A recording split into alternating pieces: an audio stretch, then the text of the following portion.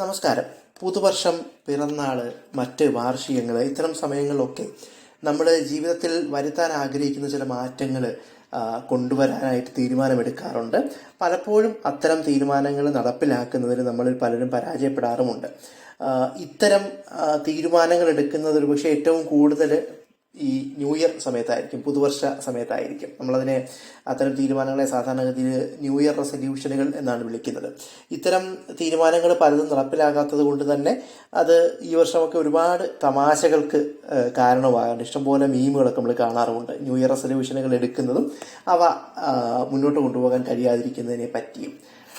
New year റെസല്യൂഷനുകളുടെ അല്ലെങ്കിൽ അത്തരം റെസല്യൂഷനുകളുടെ മനഃശാസ്ത്രവും അവ വിജയിക്കാനും പരാജയപ്പെടാനുമുള്ള കാരണങ്ങളും അവയെ മറികടക്കാനുള്ള, ഈ പരാജയത്തെ മറികടക്കാനുള്ള ചില സാധ്യതകളുമൊക്കെയാണ് ഈ എപ്പിസോഡിൽ നമ്മൾ ചർച്ച ചെയ്യുന്നത്.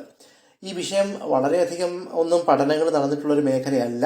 വളരെ കുറച്ച് മാത്രമേ, സർവേകൾ കുറച്ചൊക്കെ നടന്നിട്ടുണ്ട്. അല്ലാതെ പരീക്ഷണങ്ങൾ, പ്രത്യേകിച്ചും 1 വർഷം 2 വർഷമൊക്കെ നീണ്ടു നിൽക്കുന്ന ലോഞ്ചിറ്റ്യൂഡിനൽ പരീക്ഷണങ്ങൾ വളരെ കുറച്ച് മാത്രമേ നടന്നിട്ടുള്ളൂ. അതിൽ പലതും ഈ അടുത്ത കാലത്തൊക്കെയാണ് പബ്ലിഷ് ചെയ്യപ്പെട്ട് വന്നിട്ടുള്ളത്. ഏറ്റവും ആദ്യം നമ്മൾ ചോദിക്കേണ്ട ഒരു ചോദ്യം, ഈ ഇത്തരത്തിൽ പുതുവർഷത്തിനോ പിറന്നാളിനോ ഒക്കെ അത്തരം റെസല്യൂഷനുകൾ എടുക്കുന്നത് കൊണ്ട് എന്തെങ്കിലും ഗുണമുണ്ടോ എന്നുള്ളതാണ്. ആ ചോദ്യത്തിന് ഉണ്ട് അല്ലെങ്കിൽ യെസ് എന്നാണ് ഉത്തരം. അതായത് നമ്മുടെ ജീവിതത്തിലെ ചില പ്രധാനപ്പെട്ട മൈൽ സ്റ്റോണുകൾ, അത് പിറന്നാളാവാം, അല്ലെങ്കിൽ ഒരു വർഷത്തിന്റെ തുടക്കമാവാം, മാസത്തിന്റെ തുടക്കമാകാം, അല്ലെങ്കിൽ ജീവിതത്തിൽ നടക്കുന്ന വേറെ ഏതെങ്കിലും ഒരു പ്രധാനപ്പെട്ട സംഭവമായിട്ട് ബന്ധപ്പെട്ടാവാം. അത്തരം സമയങ്ങളിൽ ആണ് ഏറ്റവും നന്നായിട്ട് നമുക്ക് പുതിയ ചില ലക്ഷ്യങ്ങൾ സാധിക്കാൻ, അല്ലെങ്കിൽ ജീവിതത്തിൽ മാറ്റങ്ങൾ വരുത്താൻ സാധിക്കുന്നത് എന്നുള്ളത് ഇപ്പം ഏറെക്കുറെ അംഗീകരിക്കപ്പെട്ടിട്ടുണ്ട്. അതിനെ നമ്മൾ ഫ്രഷ് സ്റ്റാർട്ട് ഇഫക്റ്റ് എന്നാണ് ഇതിനെപ്പറ്റി പഠിക്കുന്ന ആളുകൾ വിളിക്കുന്നത്. അപ്പോൾ ജീവിതത്തിൽ പുതിയ ചില ലക്ഷ്യങ്ങൾ ഏറ്റെടുക്കാനും അവ കൈവരിക്കാനും ഇത്തരത്തിലുള്ള ജീവിതത്തിൽ നടക്കുന്ന പ്രധാനപ്പെട്ട മാറ്റങ്ങളുടെ സമയം, അല്ലെങ്കിൽ പൊതുവിലുള്ള ഇത്തരം ചില ടെമ്പറർ മൈൽ സ്റ്റോണുകൾ എന്നാണ് അവയെ പൊതുവെ ഇംഗ്ലീഷിൽ നമ്മൾ പറയുക. അത്തരം സമയങ്ങളിൽ അത്തരം മാറ്റങ്ങൾ വരുത്താനുള്ള സാധ്യത കൂടുതലുണ്ട് എന്നതാണ് നമുക്ക് പൊതുവെ പറയാവുന്നത്. അപ്പം അതുകൊണ്ട് തന്നെ റെസല്യൂഷനുകൾ എടുക്കുന്നതിൽ തെറ്റില്ല എന്നുള്ളതാണ് ഒരു കാര്യം. ഇനി എന്തൊക്കെയാണ് ഏറ്റവും കൂടുതൽ ആളുകൾ എന്തൊക്കെ വിഷയങ്ങളിലാണ് റെസല്യൂഷനുകൾ എടുക്കുന്നത് എന്നുള്ളതിന് കുറേ പഠനങ്ങൾ, സർവേകളും മറ്റുമൊക്കെ നടന്നിട്ടുണ്ട്. മിക്കവാറും സർവേകളൊക്കെ പറയുന്നത് ഏറ്റവും കൂടുതൽ ആളുകൾ റെസല്യൂഷനുകൾ എടുക്കുന്നത് ആരോഗ്യവുമായിട്ട് ബന്ധപ്പെട്ടാണ്, ഫിസിക്കൽ ഹെൽത്തുമായിട്ട് ബന്ധപ്പെട്ടാണ്. പിന്നെ വെയിറ്റ് ലോസ് ഒരു പ്രധാനപ്പെട്ട അതാണ്. ഈ ഫിസിക്കൽ ഫിറ്റ്നസ് ചിലർക്കുണ്ട്, ചിലർക്ക് ഭാരം കുറയ്ക്കുക എന്നുള്ളത്. മറ്റു ചിലർക്ക് പുകയില ഉൽപ്പന്നങ്ങളുമായിട്ട് ബന്ധപ്പെട്ടതാണ്. പുകവലിയും പോലത്തെ ചില ദോഷങ്ങൾ, ചില ദുശീലങ്ങൾ ഉപേക്ഷിക്കുക എന്നുള്ളത്, കുറച്ചു കൊണ്ടുവരിക എന്നുള്ളത്. മറ്റു ചില ഫിനാൻഷ്യൽ റെസല്യൂഷനുകളാണ്. അതായത് പണം ചിലവാക്കുന്നത് കുറയ്ക്കുക എന്നോ കൂടുതൽ സമ്പാദിക്കുക എന്നൊക്കെയുള്ള ചില ഫിനാൻഷ്യൽ, സാമ്പത്തികമായതുണ്ടാവും. അതുപോലെ ഭക്ഷണ ശീലങ്ങൾ മാറ്റുക എന്നുള്ളത് ഒരുപാട് ആളുകളുടെയും ന്യൂ ഇയർ റെസല്യൂഷനിൽ പെടുന്നതാണ്. അതുകൂടാതെ പേഴ്സണൽ ഗ്രോത്ത്, കൂടുതൽ വായന, അങ്ങനെ അല്ലെങ്കിൽ കൂടുതൽ പഠിക്കുക എന്നൊക്കെയുള്ളത്. ഉറക്കത്തിന്റെ കാര്യത്തിൽ ഉറക്കം മെച്ചപ്പെടുത്തുക എന്നുള്ളത് ചിലരുടെ റെസല്യൂഷനായിട്ട് വരാറുണ്ട്. മാനസികാരോഗ്യവുമായിട്ട് ബന്ധപ്പെട്ട്, അതുപോലെ തങ്ങൾ ചെയ്യുന്ന ജോലി എന്താണോ അതുമായിട്ട് ബന്ധപ്പെട്ടും ആളുകൾ റെസല്യൂഷനുകൾ എടുക്കാറുണ്ട്. ഇവയൊക്കെയാണ് ഏറ്റവും കൂടുതൽ ന്യൂ ഇയർ റെസല്യൂഷനുകളും അല്ലാത്ത റെസല്യൂഷനുകളും ആയിട്ട് ആളുകൾ എടുക്കുന്ന വിഷയങ്ങൾ എന്നുള്ളതാണ് പൊതുവെ കാണുന്നത്. ഇത് ഏറെക്കുറെ എല്ലാവർക്കും യോജിക്കാവുന്ന ഒരു കാര്യമായിരിക്കും. നമ്മൾക്കറിയാവുന്ന ആളുകൾ, നമ്മളോ നമുക്കറിയാവുന്ന ആളുകളോ ഒക്കെ കൂടുതലും റെസല്യൂഷനുകൾ എടുക്കുന്ന ഇത്തരം ചില കാര്യങ്ങളിൽ തന്നെ ആയിരിക്കും. ഇനി എത്രമാത്രം ആളുകൾ ഇത്തരം റെസല്യൂഷനുകൾ എടുത്തിട്ട് അത്തരം തീരുമാനങ്ങൾ നടപ്പിലാക്കാൻ വിജയിക്കുന്നുണ്ട് എന്നുള്ളതാണ്. അത് പഠനങ്ങൾ, ഓരോ സ്ഥലത്തെയും പഠനങ്ങളുടെ രീതിശാസ്ത്രമൊക്കെ അനുസരിച്ച് ഇതിൻ്റെ ഒരു ശതമാന കണക്കുകളിൽ വ്യത്യാസം ഉണ്ടാകാം. എങ്കിലും ഏറ്റവും അവസാനമൊക്കെ വന്ന ചില പഠനങ്ങൾ പറയുന്നത് 55% വരെ ആളുകൾ ഒരു വർഷത്തിന് ശേഷം ഒരു ന്യൂ ഇയർ റെസല്യൂഷൻ എടുത്ത് 1 വർഷത്തിന് ശേഷവും ആ റെസല്യൂഷൻ എടുക്കുന്ന, ഈ പരീക്ഷണങ്ങളിൽ പങ്കെടുക്കുന്ന ആളുകളിൽ 55% ആളുകളും ആ റെസല്യൂഷനുകളിൽ ഉറച്ചു നിൽക്കുന്നുണ്ട്. ഏറെയും കുറഞ്ഞും എന്ത് മാറ്റമാണോ അവർ വരുത്താൻ ശ്രമിച്ചത് ആ മാറ്റങ്ങൾ ഏറെയും കുറഞ്ഞും അവർ വരുത്തുന്നുണ്ട് എന്നുള്ളതാണ്. ഏറ്റവും കുറഞ്ഞത് 25% ആളുകൾ എങ്കിലും, മിക്കവാറും എല്ലാ പഠനങ്ങളിലും അത്ര സർവേകളിലുമൊക്കെ ഏറ്റവും കുറഞ്ഞ 25% ആളുകളെങ്കിലും പിന്നെ കുറച്ച് കാലത്തേക്കെങ്കിലും അവരെടുക്കുന്ന തീരുമാനങ്ങളിൽ ഉറച്ചു നിൽക്കുന്നു എന്ന് തന്നെയാണ് പറയുന്നത്. ഒരു പക്ഷേ നമ്മൾ സാധാരണ കാണുന്ന തമാശകളൊക്കെ അനുസരിച്ച് കണ്ടാൽ നമുക്ക് തോന്നുന്നത് ഒരാളും ഇത്തരം തീരുമാനങ്ങൾ എടുത്ത് വിജയിപ്പിക്കുന്നില്ല എന്നാണ്. പക്ഷെ അങ്ങനെയല്ല. കുറച്ചേറെ ആളുകൾ അത്തരം തീരുമാനങ്ങൾ എടുത്തിട്ട് അവ ഫോളോ അപ്പ് ചെയ്യാറുണ്ട് എന്നാണ് പൊതുവെ പഠനങ്ങൾ പറയുന്നത്. അപ്പോൾ പിന്നെ അറിയാനുള്ളൊരു കാര്യം എന്താണ് റെസൊല്യൂഷനുകളുടെ വിജയത്തിൻ്റെയും പരാജയത്തിൻ്റെയും പിന്നിലുള്ള ഘടകങ്ങൾ എന്നുള്ളതാണ്. പലതാവാം. നമുക്കറിയാവുന്ന വിവരങ്ങൾ അനുസരിച്ച് ഒന്ന് വ്യക്തിത്വം, നമ്മുടെ പേഴ്സണാലിറ്റിയായിട്ട് ബന്ധപ്പെട്ട ചില കാര്യങ്ങളുണ്ട്. അതിൽ സെൽഫ് എഫിക്കസി അഥവാ നമുക്ക് കാര്യങ്ങൾ ചെയ്ത് തീർക്കാനുള്ള നമ്മുടെ കഴിവിലുള്ള നമ്മുടെ വിശ്വാസം, നമ്മൾ പൊതുവെ ആത്മവിശ്വാസം എന്നൊക്കെ വിളിക്കുന്ന ഒന്നുണ്ട് സെൽഫ് എഫിക്കസി. അതുപോലെ വരുത്തേണ്ട മാറ്റങ്ങൾ എന്താണോ അതിനനുസരിച്ച് വേണ്ട ചില സ്കില്ലുകളും ചില അറിവുകളും ഒക്കെ ഉണ്ടാവും. അത്തരം അറിവുകൾ സ്കില്ലുകളൊക്കെ നമുക്കുണ്ടോ എന്നുള്ളത് പ്രധാനമാണ്. അതുപോലെ റെഡിനെസ് ടു ചേഞ്ച് എന്ന് പറയുന്നൊരു കാര്യമുണ്ട്. അതായത് അവരവരുടെ ചിന്താരീതികളിലും നമ്മുടെ റൂട്ടീനുകളിലും നമ്മുടെ ദിനചര്യകളിലും ഒക്കെ മാറ്റം വരുത്താനുള്ള സന്നദ്ധത. അത് വെറും ആഗ്രഹമല്ല, ഈ സന്നദ്ധത എന്ന് പറയുന്നത് പ്രധാനമാണ്. അത് കൊണ്ടുവരുന്നത് ഈ പറഞ്ഞവയൊക്കെയും ഇത്തരം ന്യൂ ഇയർ റെസൊല്യൂഷനുകൾ നടപ്പിലാക്കുന്നതിൽ ആളുകളെ സഹായിക്കുന്ന ഘടകങ്ങളാണ്. മറ്റൊന്ന്, ഈ എന്താണ് നമ്മൾ ചെയ്യുന്നത്, ഏത് തരത്തിലാണ് നമ്മൾ ഈ റെസൊല്യൂഷൻ എടുക്കുന്നതും പ്രധാനമാണ്. ഒന്ന്, ഈ നമ്മൾ എടുക്കുന്ന തീരുമാനങ്ങളെ, റെസൊല്യൂഷനുകളെ നമ്മൾ തന്നെ എങ്ങനെ കാണുന്നു എന്നുള്ളത് പ്രധാനമാണ്. അതിനെ നമ്മളെങ്ങനെ ഫ്രെയിം ചെയ്യുന്നു, അതിൻ്റെ ഫ്രെയിമിങ്, നമ്മളതിനെ എങ്ങനെ മനസ്സിലാക്കുന്നു എന്നുള്ളത്. അപ്പോൾ അത് പൊതുവെ രണ്ട് തരത്തിലാവാം. അപ്രോച്ച് ഓറിയന്റഡ് ഗോളുകൾ എന്ന് വിളിക്കുന്നവയുണ്ട്, അതുപോലെ അവോയ്ഡൻസ് ഓറിയന്റഡ് ഗോളുകൾ എന്ന് വിളിക്കുന്നവയുണ്ട്. ഒരേ കാര്യത്തെ തന്നെ നമുക്ക് ഈ രണ്ട് തരത്തിൽ മനസ്സിലാക്കാൻ കഴിയും. അപ്പോൾ അപ്രോച്ച് ഓറിയന്റഡ് എന്ന് പറഞ്ഞാൽ നമ്മൾ ഒരു പോസിറ്റീവ് ഔട്ട്കം ഉണ്ടാക്കാൻ വേണ്ടിയിട്ട് ഒരു പോസിറ്റീവായൊരു മാറ്റം കൊണ്ടുവരിക എന്ന തരത്തിൽ കാണുന്നതിനെയാണ് അപ്രോച്ച് ഓറിയന്റഡ് ഗോൾ എന്ന് വിളിക്കുന്നത്. അതേസമയം എന്തെങ്കിലും ഒരു കാര്യം ഒഴിവാക്കുക, നമുക്ക് ഇഷ്ടമില്ലാത്തൊരു കാര്യം ഒഴിവാക്കുക എന്ന തരത്തിൽ നമ്മളതിനെ കാണുന്നതിനെയാണ് അവോയ്ഡൻസ് ഓറിയന്റഡ് ഗോൾ എന്ന് വിളിക്കുന്നത്. ഉദാഹരണത്തിന് പുകവലി ഒഴിവാക്കുക എന്ന തരത്തിലൊക്കെ പറയുന്നത് പലപ്പോഴും ഈ പറഞ്ഞ അവോയ്ഡൻസ് ഓറിയന്റഡ് ഗോളുകളാണ്. എന്നാൽ ആരോഗ്യം മെച്ചപ്പെടുത്തുക എന്ന് പറയുന്ന തരത്തിൽ, അല്ലെങ്കിൽ എൻ്റെ ഭക്ഷണശീലങ്ങൾ മെച്ചപ്പെടുത്തുക എന്നുള്ളത്, ഇപ്പോൾ ജങ്ക് ഫുഡ് ഒഴിവാക്കുക എന്ന് പറയുന്നതിനേക്കാൾ അതേ പ്രശ്നത്തെ നമ്മുടെ ഭക്ഷണശീലങ്ങൾ കൂടുതൽ ആരോഗ്യകരമാക്കുക എന്ന തരത്തിൽ മനസ്സിലാക്കുന്നത് തന്നെ ഒരു പ്രധാനപ്പെട്ട ഘടകമാണ്. കാരണം നമ്മൾ എങ്ങനെയാണോ അതിനെ ഫ്രെയിം ചെയ്യുന്നത് അതിനനുസരിച്ചാണ് നമുക്ക് അതിനോടുള്ള അപ്രോച്ച് ഉണ്ടാവുക എന്നുള്ളതുണ്ട്. അപ്പോൾ അത് പ്രധാനമാണ്. അതുപോലെ തന്നെയാണ് ഈ നമ്മളെടുക്കുന്ന റെസൊല്യൂഷൻ അല്ലെങ്കിൽ നമ്മുടെ ഗോളുകളുടെ സ്പെസിഫിസിറ്റി എന്നുള്ളത് എത്രമാത്രം വ്യക്തമാണ് അല്ലെങ്കിൽ കൃത്യമാണ് എന്നുള്ളത്. ഭാരം കുറയ്ക്കുക എന്ന തരത്തിൽ, അല്ലെങ്കിൽ എക്സസൈസ് ചെയ്യുന്ന വ്യായാമത്തിൻ്റെ അളവ് കൂട്ടുക എന്നൊക്കെ പറയുന്നത് അത്ര സ്പെസിഫിക് അല്ലാത്ത കുറച്ച് അബ്സ്ട്രാക്റ്റ് ആയ ഒരു ലക്ഷ്യമാണ്. അതേസമയം ദിനചര്യയിൽ ഇത്ര മണിക്കൂർ വ്യായാമം ഉൾപ്പെടുത്തുക എന്ന തരത്തിലേക്കാണ് വരുന്നതെങ്കിൽ അതിൻ്റെ സ്പെസിഫിസിറ്റി കൂടും. അത്തരത്തിൽ കൂടുതൽ സ്പെസിഫിക് ആയ ലക്ഷ്യങ്ങളെയാണ് കൂടുതൽ ആളുകൾ പിന്തുടർന്ന് വിജയിപ്പിക്കാൻ സാധ്യതയുള്ളത്. പിന്നെ മറ്റുള്ളവർ, നമ്മുടെ ചുറ്റുമുള്ള, നമ്മുടെ ഈ റെസൊല്യൂഷനുകളെ പറ്റി അറിയാവുന്ന നമ്മുടെ ചുറ്റുമുള്ള ആളുകളുടെ നിലപാട് എന്തെന്നുള്ളതും പ്രധാനമാണ്. അത് സപ്പോർട്ടീവായ ആളുകൾ ഉണ്ടാവുക എന്നുള്ളത് വളരെ പ്രധാനമാണ്. എന്ന് വെച്ചാൽ കളിയാക്കൽ അല്ലെങ്കിൽ നിരുത്സാഹപ്പെടുത്തൽ ഒക്കെയുള്ള ആളുകളാണ് നമ്മുടെ ചുറ്റുമുള്ള സുഹൃത്തുക്കളോ ഫാമിലിയോ ആരും ആയിക്കൊള്ളട്ടെ. അപ്പോൾ അവരുടെ ഈ നിലപാട്, അപ്പോൾ ആളുകൾ പരസ്പരം സപ്പോർട്ട് ചെയ്യുകയും പരസ്പരം എൻകറേജ് ചെയ്യുകയൊക്കെ ചെയ്യുന്നൊരു അന്തരീക്ഷത്തിലാണെങ്കിൽ ആളുകൾ റെസൊല്യൂഷനുകൾ വിജയിപ്പിക്കാനുള്ള സാധ്യത കൂടുതലാണെന്നാണ് പറയുന്നത്.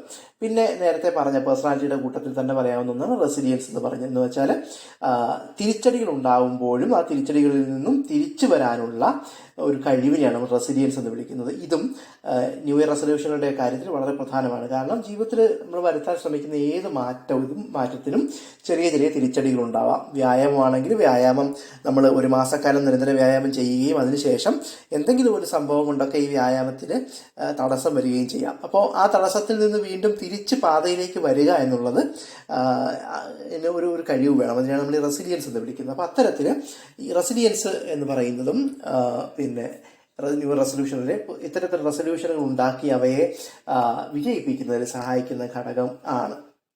അപ്പോൾ ഇതുവരെയുള്ള നമ്മുടെ ഒരു ചർച്ചയുടെയും അറിവിൻ്റെയൊക്കെ അടിസ്ഥാനത്തിൽ ന്യൂ ഇയർ റെസൊല്യൂഷനുകളോ അല്ലെങ്കിൽ ഏതെങ്കിലുമൊക്കെ സ്പെസിഫിക് റെസൊല്യൂഷനുകൾ എടുത്ത് ജീവിതത്തിൽ മാറ്റങ്ങൾ കൊണ്ടുവരാൻ നമ്മൾ ശ്രമിക്കുന്നുണ്ടെങ്കിൽ എന്തൊക്കെ ശ്രദ്ധിക്കാം എന്നുള്ളതാണ് നമുക്ക് ഇനി അങ്ങോട്ട് പറയാനുള്ളത്.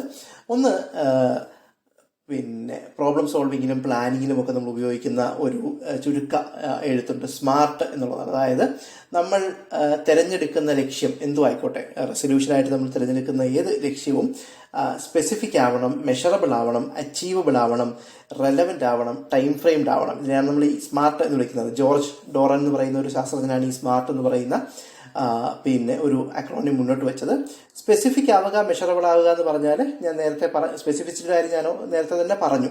അതായത് വളരെ വേഗമായിട്ടുള്ള ഒരു ലക്ഷ്യത്തേക്കാൾ എപ്പോഴും നല്ലത് സ്പെസിഫിക് ആയിട്ടുള്ള ചില റെസൊല്യൂഷനുകളാണ്. അപ്പോൾ മെഷറബിൾ ആയിരിക്കണം. അത് ഞാൻ നേരത്തെ പറഞ്ഞ മണിക്കൂറുകളുടെ കണക്കിൽ അല്ലെങ്കിൽ ഇത്ര കിലോ ഭാരം കുറയ്ക്കുക എന്ന തരത്തിൽ അങ്ങനെയൊക്കെയുള്ള മെഷറബിളായ 6 മാസത്തിനപ്പുറമോ 3 മാസത്തിനപ്പുറമോ ഒക്കെ നമ്മൾ എത്രമാത്രം മുന്നോട്ട് പോയി അല്ലെങ്കിൽ എത്രമാത്രം മുന്നോട്ട് പോയില്ല എന്നുള്ളതിൻ്റെ കണക്കെടുക്കാൻ കഴിയുന്ന തരത്തിൽ അത്രയേറെ വ്യക്തവും നമുക്ക് അളക്കാൻ കഴിയുന്നതുമായ ലക്ഷ്യങ്ങളാണെങ്കിൽ അവ നമുക്ക് എത്തിപ്പെടാൻ കുറച്ചും കൂടി എളുപ്പമായിരിക്കും.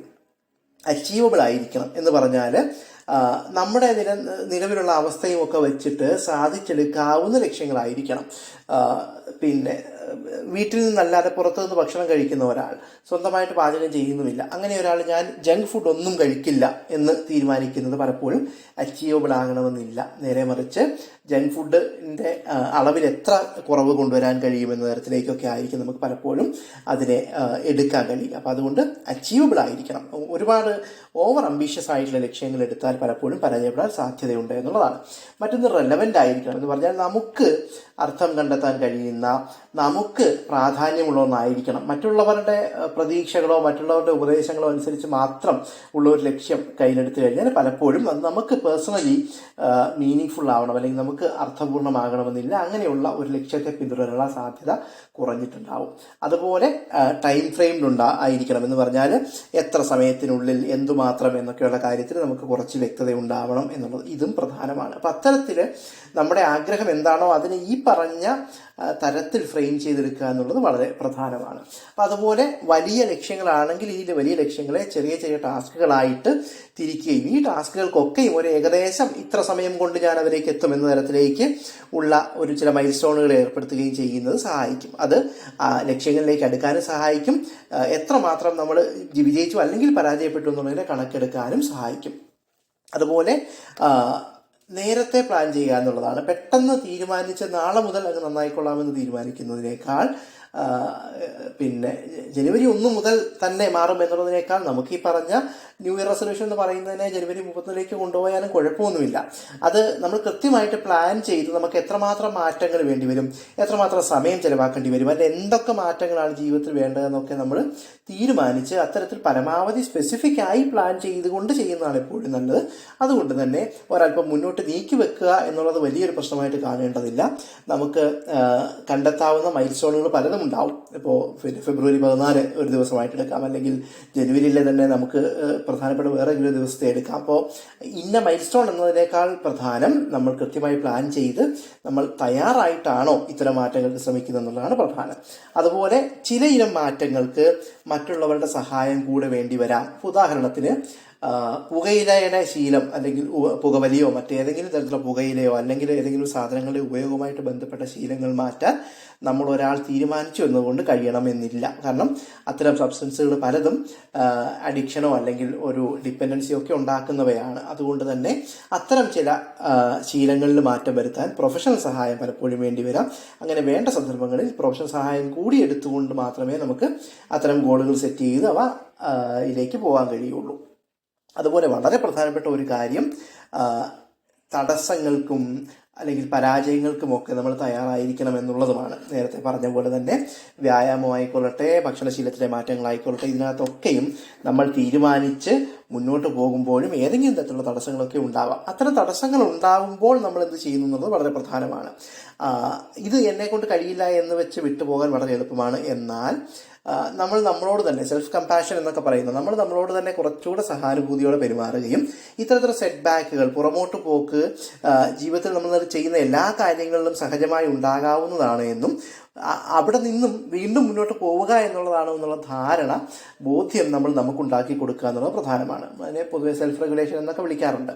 അപ്പോൾ എത്രമാത്രം ചെയ്യാൻ കഴിഞ്ഞു, എത്രമാത്രം ചെയ്യാൻ കഴിഞ്ഞില്ല, ഈ ഇടയ്ക്ക് വന്ന ഈ ഗ്യാപ്പിനെ അല്ലെങ്കിൽ ഈ വിട്ടുപോയതിനെ എത്രമാത്രം നമുക്ക് മേക്കപ്പ് ചെയ്യാൻ കഴിയുമെന്ന തരത്തിലേക്ക് ഒരു ചലഞ്ചായിട്ട് കണ്ട് ഈ മാറ്റങ്ങളെ സമീപിക്കാൻ കഴിയുക എന്നുള്ളതാണ് പ്രധാനം. അല്ലാതെ ആദ്യം ഉണ്ടാകുന്ന ഒരു സെറ്റ് ബാക്കിൽ തന്നെ നമ്മളെ കൊണ്ട് കഴിയില്ല എന്ന് വെച്ച് വിട്ടുപോകുന്നതിനേക്കാൾ ഇത്തരത്തിൽ നമ്മൾ ഒരു റെസൊല്യൂഷൻ എടുത്ത് ഏതെങ്കിലും ഒരു മാറ്റം വരുത്താൻ ശ്രമിക്കുമ്പോൾ തന്നെ ഇത് ഞാൻ ചെയ്യാൻ ശ്രമിക്കുമ്പോൾ ഇതിനകത്ത് തടസ്സങ്ങൾ ഉണ്ടാകുമെന്നും ഈ തടസ്സങ്ങൾ ഉണ്ടാകുമ്പോൾ ഞാൻ എന്ത് ചെയ്യുമെന്നുള്ള കാര്യത്തിൽ ഒരു ധാരണ ഉണ്ടാവുക എന്നുള്ളത് റെസൊല്യൂഷനുകൾ വിജയിപ്പിക്കുന്നതിന് വളരെ പ്രധാനമാണ്. അപ്പം അതുപോലെ അതിൻ്റെ ഭാഗം തന്നെയാണ് ഈ പ്രോഗ്രസ് ട്രാക്ക് ചെയ്യുക എന്നുള്ളത്. നമ്മൾ നേരത്തെ തന്നെ പറഞ്ഞു, പ്രധാനപ്പെട്ട മൈൽ സ്റ്റോണുകൾ എത്രയെന്നൊക്കെ ഉള്ളത് തീരുമാനിക്കുകയും അവയ്ക്ക് ഇടയ്ക്കൊക്കെ 3 മാസം കൂടുമ്പോഴോ 1 മാസത്തിലുള്ളൊക്കെ ഒരു പ്രോഗ്രസ് ട്രാക്ക് ചെയ്യുക. നമ്മൾ എത്രമാത്രം മുന്നോട്ട് പോയി എത്രമാത്രം മുന്നോട്ട് പോകാൻ കഴിയില്ല എന്നുള്ളത് നോക്കുകയും നമ്മളെ സപ്പോർട്ട് ചെയ്യുന്ന, നമ്മളെ നിരുത്സാഹപ്പെടുത്താതെ നമ്മളെ പ്രോത്സാഹിപ്പിക്കുന്ന ആളുകളോട് ഇത്തരം കാര്യങ്ങൾ, ഈ പറഞ്ഞ ഫീഡ്ബാക്ക് എടുക്കലിലും ഒക്കെ ഒരു സഹായം ആവശ്യപ്പെടുകയും ചെയ്യാം. അത് അത്തരത്തിലുള്ള സഹായം പലപ്പോഴും നമ്മളെ മുന്നോട്ട് പോകാൻ സഹായിക്കുകയും ചെയ്യും. അതുപോലെ നമ്മൾ ആദ്യമേ പറഞ്ഞിരുന്നു, വലിയ ഒരു ലക്ഷ്യമൊക്കെ ആണെങ്കിൽ അതിനെ ചെറിയ ചെറിയ കഷ്ണങ്ങളായി മുറിച്ചെടുക്കുക എന്നുള്ളത്. അത്തരത്തിൽ ചെറിയ ടാസ്കുകളും മറ്റും ചെയ്യുമ്പോൾ ഉണ്ടാകുന്ന ചെറിയ ചെറിയ നേട്ടങ്ങൾക്ക് നമ്മൾ തന്നെ നമ്മളെ ഏതെങ്കിലും തരത്തിൽ റിവാർഡ് ചെയ്യുക, നമ്മൾ തന്നെ നമുക്ക് ഏതെങ്കിലും തരത്തിലുള്ള ചെറിയ സമ്മാനങ്ങളൊക്കെ കൊടുത്ത് പ്രോത്സാഹിപ്പിക്കുകയൊക്കെ ചെയ്യുന്നതൊക്കെ പരീക്ഷിക്കാവുന്നതാണ്. അതുപോലെ തന്നെ വളരെ എളുപ്പത്തിൽ നമ്മൾ ഉദ്ദേശിച്ച ചില ലക്ഷ്യങ്ങളിലേക്ക് എത്തിക്കഴിഞ്ഞാൽ നമ്മുടെ ഈ ലക്ഷ്യങ്ങളെ കുറച്ചും കൂടി അഡ്വാൻസ്ഡ് ആയ ലക്ഷ്യങ്ങൾ മുന്നോട്ട് വെക്കുന്നതും സാധ്യമാണ്. നമ്മളെപ്പോഴും നമ്മുടെ കംഫർട്ട് സോണുകൾക്ക് പുറത്തേക്ക് പോകാൻ തയ്യാറായിരിക്കുക എന്നുള്ളതാണ്. നമ്മൾ ആദ്യത്തെ പറഞ്ഞ റെഡിനെസ് ടു ചേഞ്ച് എന്നൊക്കെ പറയുന്നത് അതിൻ്റെ ഭാഗമാണ് താനും. അപ്പോൾ ഇത്രയൊക്കെയാണ് പൊതുവെ ന്യൂ ഇയർ റെസൊല്യൂഷനുകൾ അല്ലെങ്കിൽ പ്രധാനപ്പെട്ട ജീവിതത്തിലെ മാറ്റങ്ങൾ ഏതെങ്കിലുമൊക്കെ സമയത്ത് നടത്താൻ ശ്രമിക്കുന്നതിനെ പറ്റി പൊതുവിൽ പറയാനുള്ളത്. അത്തരം ശ്രമങ്ങൾ നടത്തുന്ന എല്ലാവർക്കും വിജയം ആശംസിക്കുന്നു. നന്ദി.